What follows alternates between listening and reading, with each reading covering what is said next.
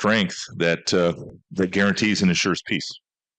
The ambassador has kindly said he will take a couple of questions, and we're going to squeeze them in. They have to be good questions. They have to be good ones, and they have to be short. He's short of time. There's one right in the front here. Thank you, Ambassador. President Trump has this very Excuse me, would you like to say who you are? Yes, I'm Gustavo Alegrete. I'm an international reporter and TV anchor. I'm based in Washington, D.C.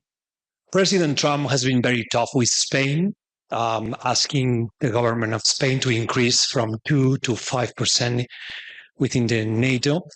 And the government has been reluctant to do so.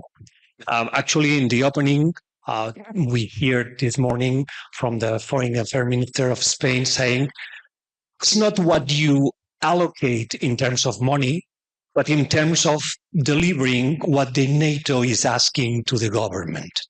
And Spain is complying with all what NATO has asked to Spain. Excuse me, it is a good question, except it's not yet a question. Please, could you get to that bit? No, you said that the standard is 5%.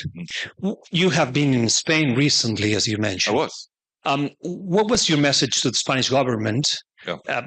They have not changed their position so Thank far. you. Can we get that there? And I'm going to take the woman here in blue.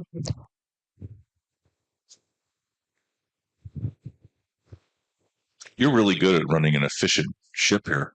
Well, I have a clock in front of me. Yes, big congratulations to the moderator. Excellent moderation. Ambassador, Katarzyna Pisarska, I'm the chair of the Warsaw Security Forum. And as you've been so kind to mention, Poland has been spending 2% since starting from 2014 and 5% before it was sexy and expected.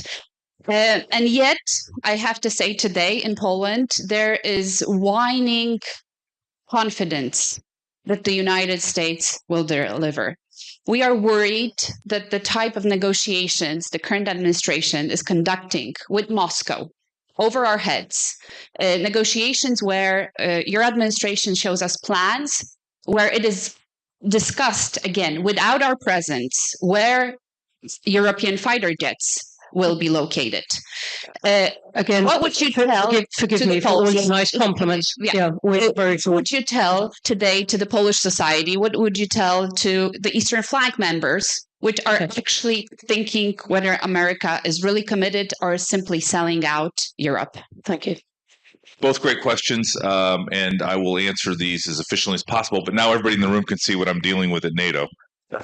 But you're dealing with a lot of European questions. I just heard this from Minister Sikorski, a couple of days ago when we had our foreign ministerial in Brussels. So I'm very familiar with the Polish thoughts on not only the original 28-point plan, which is obviously not what is being discussed right now, and where we're at with our allies and making sure that they either participate or are kept informed on the negotiation. So I'll come back to that. First, I want to talk about Spain because I was just in Spain a couple of weeks ago, and I met with senior defense and foreign ministry officials. And what I would tell you, and what I said to them is they are right that it is all about NATO capabilities. We all sat down. This Supreme Allied Commander of Europe sat down and said, if a war breaks out on the continent, this is what you're all bringing to the fight. And Spain has a very clear list of what they need to do. And their position continues to be that it will take them 2% to provide those capabilities. We all agreed to disagree at The Hague, and Spain agreed to the declaration. There was no footnote, no exception for Spain. And so, history will tell. And Spain, I will guarantee you, will have those capabilities. Price tag, we'll find out. Smart people that know how much these capabilities cost say it's going to be more than 2%. But again, time will tell. And I'm excited because Spain has dramatically underspent for years and was probably below 1.5%.